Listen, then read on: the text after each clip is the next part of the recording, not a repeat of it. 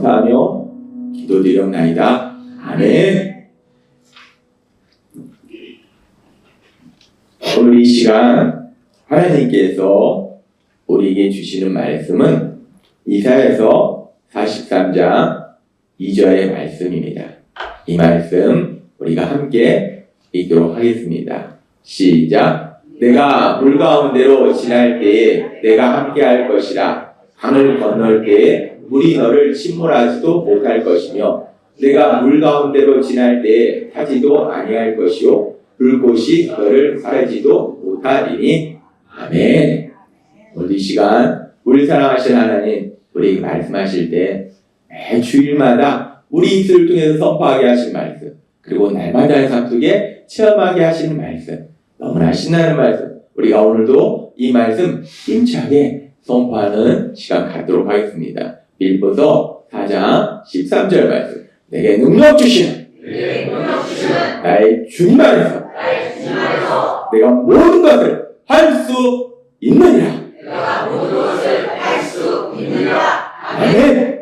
하나님께서 매 주일마다 선포하게 하신 이 말씀이 내 삶이 되는 놀라운 역사가 날마다 풍성하게 일어나게 될 걸 믿습니다. 하나님께서 지난주에 우리에게 말씀해 주셨어요. 우리가 예수님을 믿으면 우리의 존재가 변화돼요. 죄인에서 하나님의 자녀. 존재가 변화되니까 우리의 삶이 변화돼요. 삶이 변화된다는 것은 결국 무엇인가? 우리가 사는, 내가 사는 세상이, 내가 사는 세상이 변하는 것이다 라고 말씀하셨어요. 내가 예수님을 믿으면 내 눈에 보이는 모든 것들이 변하는 것이 아니라 내가 예수님을 믿어도 내가 사는 것도 여전히 똑같은 곳에서 살고 있고 내가 하는 일도 똑같은 일을 하고 있고 내 주변에 사람들도 똑같은데, 그런데 분명한 것은 우리가 예수님을 믿을 때 우리가 사는 세상, 그 세상이 변하는 놀라운 역사가 일어남을 믿습니다. 예수님을 믿으면 세상이 변하는 거예요. 하나님이 지난주에 말씀하셨어요. 세상이 어떻게 변하는가? 예수님을 믿기 전에는 아는 것보다 모르는 것이 훨씬 더 많은, 참 인간이 많이 안다고 쳐도 끊임없이 새로운 지식이 나옵니다. 그리고 과거에 알았던 것이 틀렸던 것들이 또 밝혀져요. 아는 것보다 모르는 것이 더 많고 할 수 있는 것보다 할 수 없는 것이 더 많은, 그런데 작은 능력으로 세상을 힘겹게 살아가는 그런 세상이 아니라 예수님을 믿으면 이제는 모든 것을 아시고 모든 것을 할 수 있는 그 하나님, 그 하나님이 주신 능력, 그 능력으로 살아가는 세상으로 변화됨을 믿습니다. 지난주에도 제가 뭘 해야 되는데 막 엄청나게 어렵고 많은 거예요. 예전 같으면 이거 내가 어떻게 하나?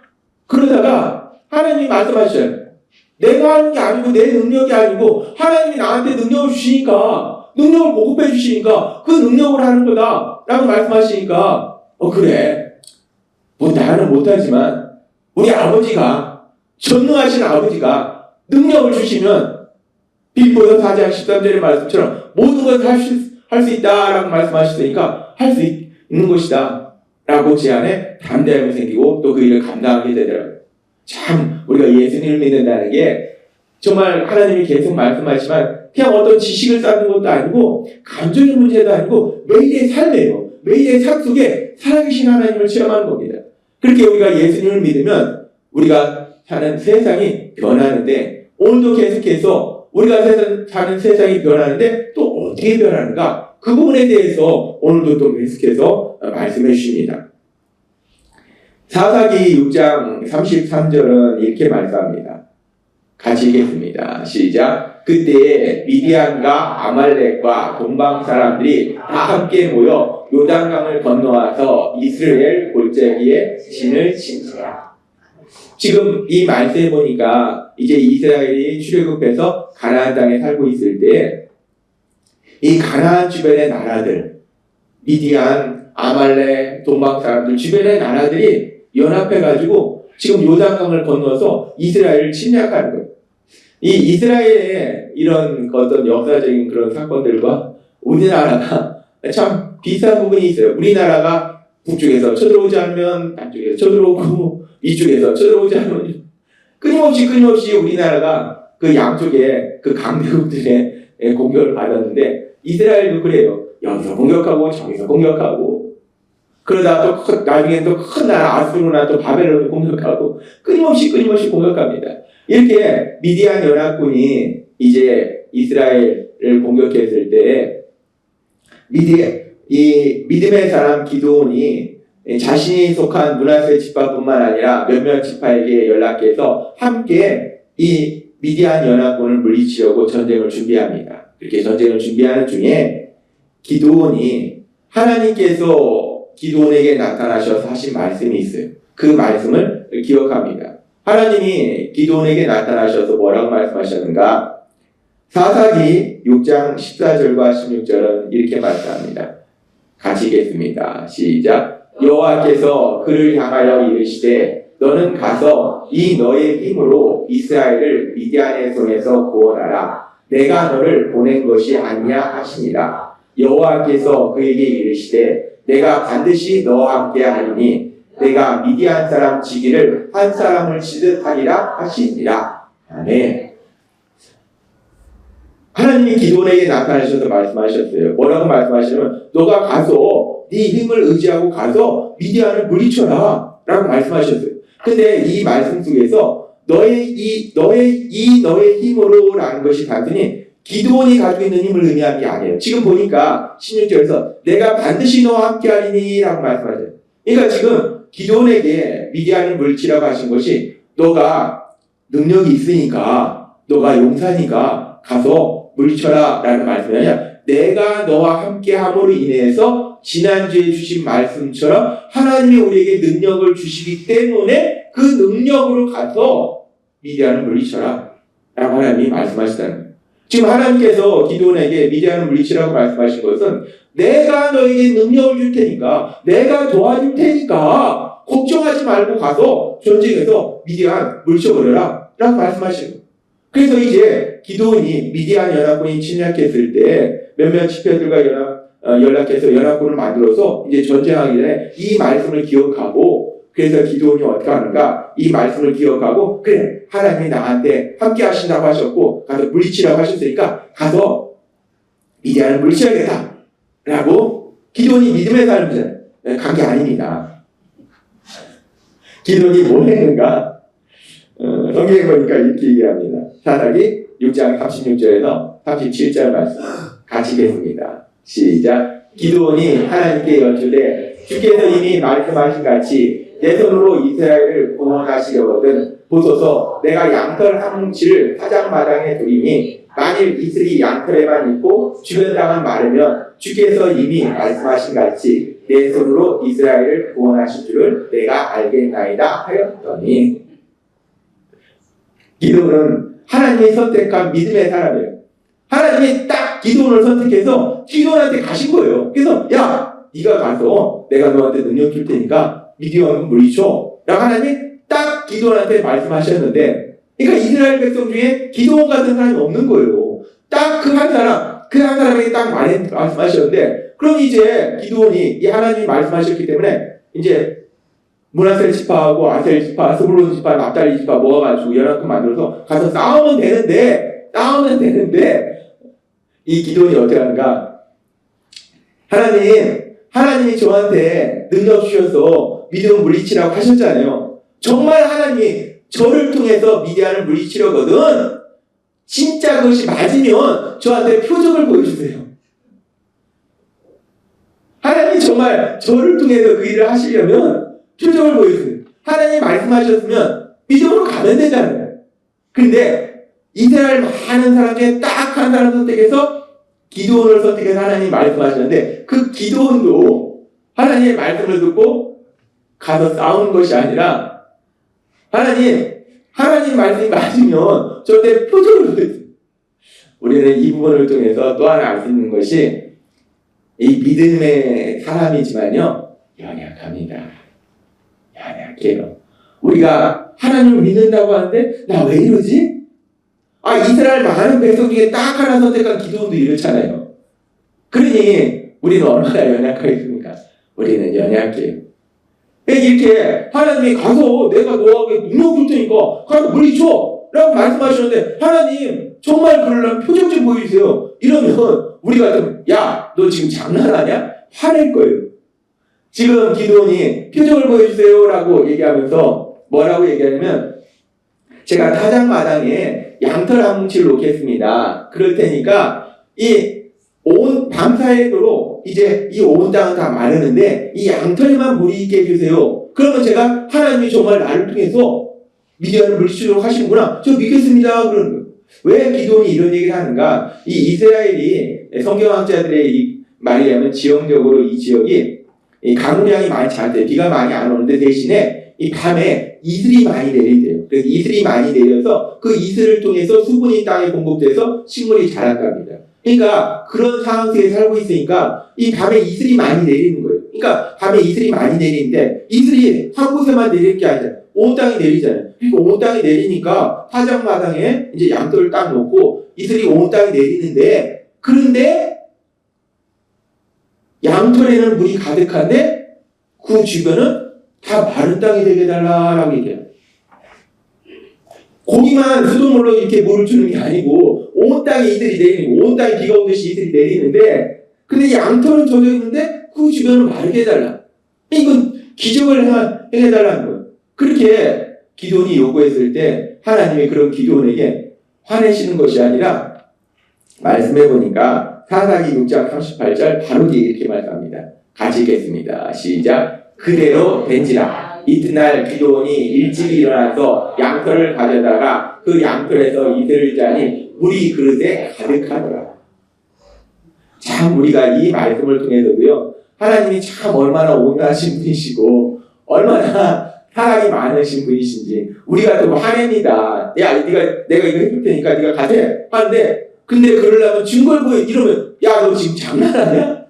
우리가 좀 화내는데 하나님은 우리랑 다르시다는 거예요. 딱 한 사람, 이스라엘 많은 사람 중에 딱 한 사람을 선택해서 기도원을 선택했는데 그 기도원이 하나님 증거를 보여주세요. 그런데 하나님이 화내시지도 않고 바로 그대로 역사합니다. 그래, 알았어. 그러면 해줄게. 라고 하나님 해주신 거예요. 그래서 온 땅에 분명히 이슬이 내렸는데 보니까 양털에는 물이 가득하게 머금은 거예요. 그런데 양털에는 물이 가득한데 그 주변은 물기 하나 없이 다 말라있는 거예요. 놀라운 기적입니다. 그럼 이렇게 하나님이 자기의 말대로 기도원 말대로 기적을 행하셨으면 이제는 기도원이 믿고 하나님 알겠습니다. 정말 하나님이 저를 통해서 미디안을 물리칠 걸 알겠습니다. 제가 가겠습니다. 이래야 되는데 그런데 또 기도원이 또 그러지 못해요. 그리고서 계속되는 말씀해 보니까 사사기 6장 39절에 이렇게 말씀합니다. 같이 읽겠습니다. 시작. 기도원이 또 하나님께 여쭈되 주여 내게 노하지 마옵소서. 내가 이번만 말하리라. 구하옵나니 내게 이번만 양털로 시험하게 하소서. 원하건대 양털만 마르고 그 주변 땅에는 다 이슬이 있게 하옵소서 하였더니 기도원이 지가 생각해도 하나님 화내실 것 같은 거예요. 뭐라고 얘기합니까? 기도원이 또 하나님께 여쭈되 주여 내게 노하지 마. 자기가 생각해도 어이가 없는 겁니다. 자기가 생각해도 야 이러면 하나님 화내시는데 하나님 화내실 것 같은 거예요. 그러면서 또 기도원이 또 요구합니다. 뭐라고 요구하는가? 하나님 한 번만 더 기적을 해주세요. 이번에는 주변에 온 땅은 물이 축축히 젖어 있는데 근데 양털만 뽀송뽀송하게 물기 하나도 없이 마르는 이런 기적을 해주세요. 또 기도원이 이런 요구를 합니다.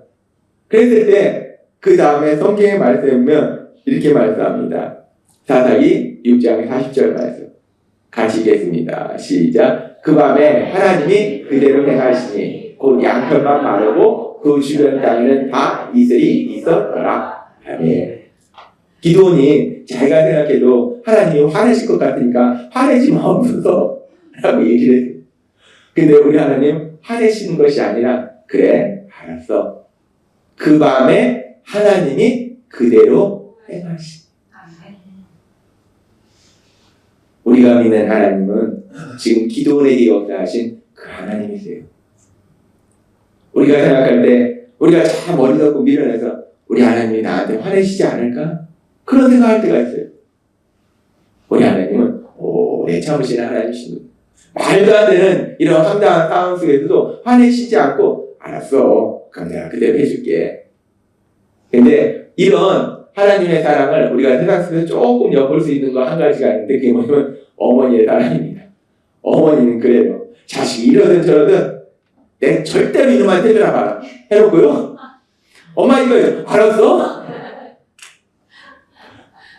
제 아내가 그러고 저희 어머니가 그럽니다. 여러분도 그러시는 거예요. 세상에서 하나님의 사랑을 아주 조금 엿볼 수 있는 게 어머니의 사랑이에요. 말도 안 되는데 그냥 다 해주는 거예요. 우리 하나님이 그러세요. 그냥 다 해주시는 거예요. 기도원이 말도 안 되는 요구하는데 알았어. 그럼 내가 해줄게. 보여줄게. 해주시는 거예요. 아무튼 이렇게 하나님이 기도원이 요구할 때 기도원의 요구대로 다 해주십니다. 그러면서 제가 이 말씀을 통해서 하나님의 크신 사랑을 다시 한번 더 생각하고 그러면서 제 안에 지금 이 상황 속에 나타나는 기적, 온 땅이 말라있는데 양털만 물이 가득하고 또 반대로 온 땅이 물이 축축한데 양털만 물이 하나도 없이 뽀송뽀송하고 지금 여기에 온통만 물을 다 뿌리는데 여기만 물이 가득하고 여기는 물이 하나도 없는 거고 온 땅에 여기에 물을 다 뿌리는데 여기는 물이 가득한데 여기만 물이 하나도 없는 거예요. 이거 엄청난 기적이잖아요. 주변의 상황에 상관없이 여기만 따로 노는 거예요.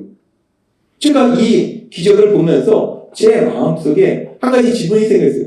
하나님이 이렇게 온 주변이 다 말라있는데 양털만 축축하게 하고 또 온 주변이 물이 가득한데 양털만 뽀송뽀송하게 마르게 하고 주변에 상관없이 이 양털에만 놀라운 역사를 행하시는데 그런데 이런 놀라운 역사를 행하시는 하나님이 단순히 이 기도원의 양털에만 이런 놀라운 역사를 행하실까? 제 마음속에 이런 질문이 생긴 거예요.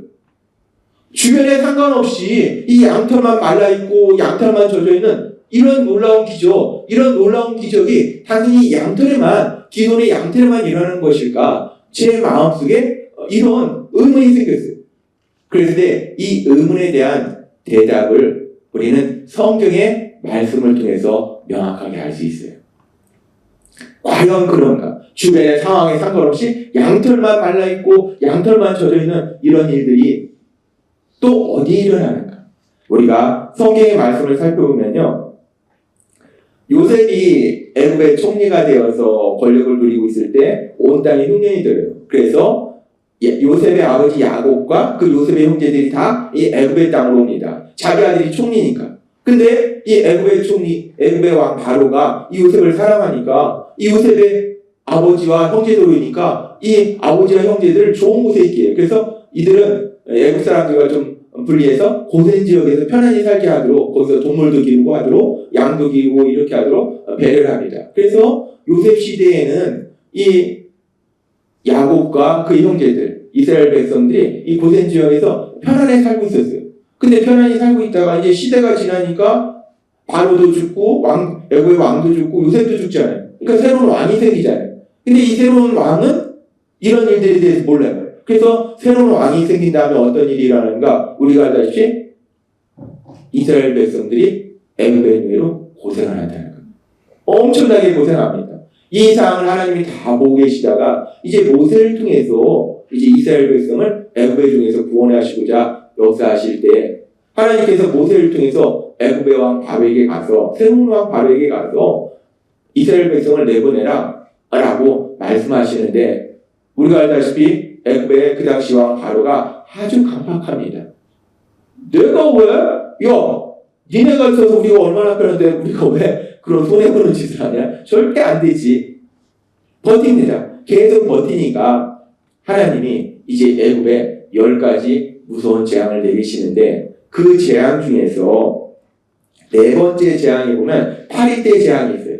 애굽 온 땅에 파리떼가 들끓도록 하는, 그러니까 우리도 살다 보면 파리가 한두 마리가 있는데 그 정도가 아니에요. 엄청나게 많은 파리떼들이 막 들끓는 그런 재앙, 말 그대로 재앙을 일으키신 거예요. 그랬을 때 출애굽기 8장 21절과 22절은 이렇게 말씀합니다. 같이 읽겠습니다. 시작. 내가 만일 내 백성을 보내지 아니하면 내가 너와 내 신하와 내 백성과 내 집들에 파리떼를 보내리니 애국 사람의 집집에 파리떼가 가득할 것이며 그들이 사는 땅에도 그러하리라. 그날에 나는 내 백성이 거주하는 고센 땅을 구별하여 그곳에는 파리가 없게 하리니 이로 말미암아 이 땅에서 내가 여호와인 줄을 네가 알게 할 것이라. 아멘. 하나님 말씀하십니다. 이제 하나님 파리의 그 때의 재앙을 내리실 때 애국 사람들이 사는 곳에는 파리 때가 엄청나게 들끓는다. 막 들끓어가지고 밥에도 들어가고 사람 코에도 들어가고 난리가 나는 거예요. 난리가 나는데 그렇게 엄청나게 온 세상이 파리 때로 막 난리인데 그런데 22절에 그날에 나는 내 백성이 거주하는 고센 땅을 구별하여 그곳에는 파리가 없게 하리. 온 땅이 파리로 난리인데 이스라엘 백성이 사는 고센 땅만 파리가 없는 거예요. 놀라운 역사를 행하십니다. 근데 이런 일만 있는 것이 아니라 또 하나님께서 5번째 재앙으로 내리시는 것이 이제 가축이 말과 소와 양과 낙타 이런 가축들이 병에 걸려서 막 다 죽어갑니다. 그랬을 때 출애굽기 9장 3절에서 7절은 이렇게 말씀합니다. 같이 읽겠습니다. 시작. 여호와의 손이 들에 있는 내 가축 곧 말과 나귀와 낙타와 소와 양들에게 더하리니 심한 돌림병이 있을 것이라. 여호와가 이스라엘 가축과 애굽의 가축을 구별하리니 이스라엘 자손에게 속한 것은 하나도 죽지 아니하리라 하셨다 하라 하시고 여호와께서 기한을 정하여 이르시되 여호와께 내일 이 땅에서 이 일을 행하리라 하시더니 이튿날에 여호와께서 이 일을 행하시니 애굽의 모든 가축은 죽었으나 이스라엘 자손의 가축은 하나도 죽지 아니한지라. 바로가 사람을 보내어 본즉 이스라엘의 가축은 하나도 죽지 아니하였더라. 그러나 바로의 마음이 완강하여 백성을 보내지 아니한지라. 아멘. 이 말씀에 보니까 이 파리대 재앙뿐만 아니라 이번에는 애굽의 사람들의 모든 가축들 말과 양과 소와 낙타가 다 병들어 죽는 이런 일들이 일어나요. 그런데 이렇게 애굽에 있는 가축들은 다 죽어나가는데 그런데 지금 이 말씀처럼 이스라엘 백성의 가축은 멀쩡한 거예요. 애굽의 가축들은 다 죽는 난리가 나는데 이스라엘 백성들의 가축은 멀쩡한 거예요. 이스라엘 백성들은 평안한 거예요. 이런 일들이 우리가 10가지 재앙에 보면 계속 있습니다. 또 7번째 재앙에는 하나님께서 이번엔 우박을 보내시는데 출애굽기 9장 25절에서 26절 이렇게 말씀합니다. 같이 읽겠습니다. 시작. 우박이 애굽 온 땅에서 사람과 짐승을 막론하고 밭에 있는 모든 것을 쳤으며 우박이 또 밭의 모든 채소를 치고 들의 모든 나무를 꺾었을 때 이스라엘 자손들이 있는 그곳 고센 땅에는 우박이 없었더라. 아멘. 참 신기합니다. 세상이 온통 우박으로 막 떨어져서 채소 먹고 난리인데 애굽 땅은 난리인데 애굽은 난리인데 이스라엘 백성이 사는 고센 땅만 아무 일이 없는 거예요. 주변은 물에 젖어 있는데 양털만 뽀송뽀송하고 주변은 말라 있는데 양털만 젖어 있고 이런 기적뿐만 아니라 지금 출애굽해 보니까 애굽 사람들은 막 난리가 났는데 바로 거기 옆에 있는 이스라엘 백성들은 아무 일이 없고 세상은 난리가 났는데 그럼에도 불구하고 이스라엘 백성이 살면 아무 일도 없다는 거예요. 평안하다는 거예요. 이런 일들이 계속해서 일어납니다. 출애굽기 10장 22절에서 23절 말씀 같이 읽겠습니다. 시작. 모세가 하늘을 향하여 손을 내밀매 캄캄한 밤이 3일 동안 애굽 온 땅에 있어서 그 동안은 사람들이 서로 볼 수 없으며 자기 처소에서 일어나는 자가 없을 때 온 이스라엘 자손들이 거주하는 곳에는 빛이 있었더라. 아멘. 애굽 온 땅 캄캄한 것. 이게 캄캄하다는 게 사실 우리 도시에 있어서 캄캄하다는 게 실감이 안 갑니다. 불이 다 꺼져도요. 이 빌딩 빛이라든지 가로수라든지 이런 게 있어서 보여요. 그런데 우리가 이 캄캄함에 대해서 시골에 가면은 빛이 하나도 없는 데 가면은 진짜 캄캄합니다. 제가 미국에 살 때 미국이 선진국이잖아요. 근데 선진국인데 도시만 그렇지 시골은 완전 촌입니다. 깜깜해요. 깜깜해요. 진짜 깜깜합니다. 그러니까 지금 깜깜하다는 게 바로 그거예요. 도시가 아니라 저 왼단 시골, 산속. 그렇게 깜깜해서 아무것도 분간을 못하니까 일어나지도 못하는 거예요. 그렇게 애굽은 깜깜한데, 그런데 신기한 것은 이스라엘 백성이 사는 고센 땅은 밝은 빛이 있는 거예요. 아무런 영향이 없는 거예요. 놀라운 기적을 행하십니다. 그리고 이런 기적은요, 이제 최종적으로 더 놀라운 기적을 행하실 때 마지막 10번째 재앙이 뭐냐? 우리가 알다시피 애굽의 장자들이 다 죽어버리는 거예요. 애굽에 있는 백성들의 첫 번째 자녀들이 다 죽고, 이 첫 번째 자녀만 죽는 것이 아니라 가축의 첫 번째 난 것까지 다 죽어버리는 그런 엄청난 그런 재앙이 납니다. 그런데 우리가 알다시피 6월절 어린 양을 통해서, 그 6월절 어린 양이 결국은 우리 예수님의 십자가 보혈을 의미하잖아요. 그 6월절 어린 양을 통해서 이스라엘 백성은 한 명도 다치거나 상하는 사람이 없는 그런 놀라운 역사가 일어나더라. 우리가 앞에서 생각해 봤어요. 기도원이 양털을 가지고 하나님 앞에 표적을 보여달라고 했을 때 하나님이 모든 것을 할 수 있는 전능하신 능력으로 역사하시니까 주변에 온 땅은 다 말라있는데 양털만 젖어있고, 주변에 온 땅은 물이 가득한데 양털만 뽀송뽀송 말라있고, 이런 주변에 상관없이 양털에만 이런 놀라운 역사가 일어나는데 이것이 과연 이 양털에만 일어나는 역사일까? 하나님은 기도원의 양털에만 이런 역사를 하실까? 지금 우리가 출애굽기의 과정에 보니까 양털에만 그런 역사를 하시는 것이 아니라 하나님은 믿음의 사람들, 하나님이 선택한 사람들, 그 사람들의 삶 속에 역사하시더라는 거예요. 주변은 온통 난리가 나는데, 애굽은 장자가 죽어서 막 울음소리가 진동을 하는데, 근데 우리가 재밌는 건요, 애굽은 그렇게 난리가 났는데 이스라엘 백성은 이 애굽의 난리가 오히려 기회가 돼서 애굽에서 나온다는 거예요. 애굽은 난리가 났는데, 세상은 난리가 났는데 이스라엘 백성은 평안하고 오히려 이것이 그들에게 더 좋은 놀라운 역사가 일어나더라는 거예요. 하나님이 단순히 기도의 양털만 주변에 상관없이 역사하시는 것이 아니라 믿음의 사람의 삶 속에 이런 놀라운 역사를 행하신다. 그리고 우리가 이런 놀라운 역사를 볼 수 있는 많은 성경의 말씀들이 있는데 그 중에 우리가 여러 번 살펴봤던 대표적인 인물이 누구냐? 다니엘이잖아요. 다니엘이 누굽니까? 다니엘이 공부를 잘해서 그 당시 남유다에 살고 있다가 바벨론이 강대국이고 요즘 말로 선진국이에요.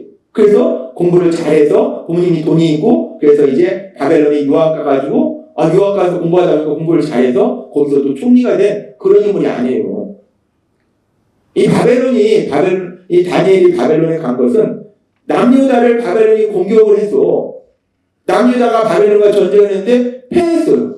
패했으니까 바벨론이 이 남유다에 있던 보물도 뺏어가고 또 사람들도 끌고 가고 그렇게 포로로 끌려간 거예요. 그러니까 이 남유다는 바벨론과 전쟁에 패해서 이렇게 바벨론이 막 좋은 것도 다 가져오고 사람들 끌고 갈 때 그 남유다에 남아있는 사람들이 얼마나 고통스럽겠어요. 대부분의 사람들은 고통 속에 살고 있어요. 이 바벨론과 전쟁에 피해서 고통 속에 살고 있는데 그런데 다니엘은 어떻게 살았어요? 바벨론에 가서 총리로 살았잖아요. 그 바벨론에서 총리로서 막강한 권력을 유지하고 살았잖아요. 세상은 자신이 살던 그 나라는 난리인데 남유다 살 백성들은 고통 속에 있는데 그런데 믿음의 사람 믿음의 사람 다니엘은 전혀 세상의 흐름에 상관없이 무관하게 강력한 권력을 가지고 그 바벨론에서 평안한 삶을 살고 있더라고요. 하나님이 오늘 우리에게 말씀하시는 거예요. 우리가 기도원이 양털을 가지고 하나님 앞에 표적을 보여주옵소서라고 말씀하셨을 때 하나님이 전능하신 능력으로 역사하시는데 주변에 상관없이 양털만 젖어 있고 양털만 말라있는 이런 놀라운 역사를 행하시는데 그 역사를 행하시는 하나님은 단순히 양털에만 역사하시는 것이 아니라 예수님을 믿는 하나님을 믿는 믿음의 사람의 삶 속에 이런 놀라운 역사를 행하고 계심을 믿습니다. 하나님은 그런 역사를 행하신다는 거예요. 주변이 어떤 일이 일어나든지 세상이 난리가 나든지 세상은 난리인데 세상은 난리인데 믿음의 사람은 하나님이 하나님 안에서 기쁨과 평안을 누리도록 만들어 주신다는 거예요. 그래서 하나님이 오늘 우리에게 주신 말씀해 보면은 이사야서 43장 2절은 이렇게 말씀합니다. 같이 읽겠습니다. 시작. 내가 물 가운데로 지날 때에 내가 함께할 것이나 강을 건널 때에 물이 너를 침몰하지 못할 것이며 내가 불 가운데로 지날 때에 타지도 아니할 것이요 불꽃이 너를 사라지도 못하리니. 아멘. 하나님 말씀하신 거. 너가 물 가운데로 지날 때 우리 주변에 온통 물로 난리가 났어도 내가 너와 함께하기 때문에 너에게 능력 주고 너를 지켜주기 때문에 너를 도와주기 때문에 그 물이 너를 전혀 해하지 않는다는 거예요. 온통 물이 가득한데도 전혀 그 물으로 인해서 우리가 고통받지 않는다는 거예요. 아까 우리가 부른 찬양처럼 하나님이 우리가 능력 주시면 베드로가 바다 위를 거는 것처럼 이런 놀라운 역사, 이 기적이 일어나게 될 걸 믿습니다. 우리 주변이 물이 난리가 나도 우리한테 상관이 없는 거예요. 왜? 하나님이 지켜주시니까. 네가 불 가운데로 지날 때 하나님이 지켜주신다고 말씀하잖아요. 우리가 이 말씀을 어디에서 또 실질적으로 정말 그러냐? 정말 그런 걸 보잖아요. 이 다니엘 시대에 같이 끌려갔던 포로 중에 사드락, 메삭, 아벤누고 불못불에 던져졌잖아요. 엄청난 불에 던져졌잖아요. 우상 숭배 안 한다고. 근데 그렇게 엄청난 불에 던져질 때 재밌는 거는 이 불이 얼마나 강력하든지 이 사람들을 붙잡아서 불에 넣었던 그 병사가 불에 타 죽는 거예요. 불길이 얼마나 강력한가. 그러니까 던져진 것도 아니고 던지러 붙잡고 가서 던졌는데 던지는 사람이 불에 탄 거예요. 그런데 어땠습니까? 사드락, 메삭, 아벤누고가 그 뜨거운 불 속에서 멀쩡하게 걸어 다니는 거예요. 온통 세상이 불인데 하나님을 믿는 믿음의 사람은 하나님이 지켜주니까 그 불하고 전혀 상관없이 옷 하나 타지 않고 머리카락 하나 타지 않고 멀쩡하게 살아나오는 놀라운 기적. 이 기적이 다니엘서에 기록되어 있잖아요. 하나님은 오늘 우리에게 말씀합니다. 우리가 예수님을 믿으면 이제 우리가 사는 세상이 변하는 거예요. 예수님 믿기 전에는 우리가 세상이 이렇게 올라가고 저렇게 올라가면 그 세상이 영향을 받아요. 그래서 세상이 영향을 받아서 세상이 흔들리고 또 세상이 여러 가지 일들이랑 그 일들 위해서 우리가 고통스러워요. 그런데 참으로 놀랍고 신기한 건요. 우리가 예수님을 믿으면 우리가 사는 세상이 변하잖아요. 근데 그 변화 중에 또 하나 놀라운 변화는 오늘 우리에게 말씀하신 것처럼 세상이 어떻든 간에 세상에 난리가 나든 무슨 일이 일어나든지 간에 그 세상의 흐름과는 상관없이 우리는 하나님 안에서 기쁨과 평안을 누리로 역사하고 계심을 믿습니다. 지금 세상이 난리예요. 우리나라가 난리예요. 우리나라만 난립니까? 전 세계가 난리입니다. 난리예요. 여러분들 뉴스 보면 아시겠지만 전 세계가 다 난리예요. 이런 세상에 우리가 도대체 어떻게 사는가? 온통 불덩이가 떨어지는 것 같은 그런 세상이에요. 여기로 피해야 될지 저기로 피해야 될지 알지 못해요. 어떻게 사는가? 하나님 우리에게 말씀하신 거예요. 우리가 예수님을 믿으면 세상에 어떤 일이 일어나든지 그 일들과 상관없이 우리는 하나님 안에서 참된 기쁨과 평안을 누리도록 우리 하나님이 능력으로 역사하실 걸 믿습니다. 근데 우리가 이 말씀을 오해하면 나라가 난리가 나도 예수님 믿는 너네만 잘 먹고 잘 살아? 그게 아니에요. 우리는 세상 사람들을 구원할 그런 사명을 가지고 있어요. 우리가 먼저 세상에 난리가 나서도 그 난리로 인해서 우리도 힘들고 고통스럽고 어떡하지? 큰일 났네? 이러고 있으면 그 난리 속에 있는 사람들을 어떻게 구해요? 못 구합니다. 우리가 하나님의 역사하심에 따라서 세상이 난리가 나고 세상이 뒤집어져도 하나님 안에서 우리가 평안과 기쁨을 누릴 때 그때 그 난리 속에서 울부짖는 사람들 우리가 구할 수 있는 거예요. 하나님이 오늘 우리에게 주시는 세상이 변함으로 인해서 우리가 이제는 세상을 살아갈 때 세상에 어떤 일이 있어도 우리가 하나님 안에서 참된 평안과 기쁨을 누리도록 하시는 것은 단순히 우리만 위하는 이기적이신 것이 아니라 그런 우리를 통해서 우리가 먼저 어떤 상황이 되든지 평안하고 기쁘고 그 난리 속에 고통받는 사람들을 구하도록 하시는 하나님의 크신 뜻이 있다는 거예요. 따라서 오늘 우리에게 주신 말씀처럼 우리나라 난리지 않아요. 몇 년 전에도 난리가 나서 뭐 이 난리가 지나면 세상이 편해질까? 아니더라고요. 그 난리 지나니까 또 다른 난리 오더라고요. 그럼 이 난리 지나면 세상이 편해지겠습니까?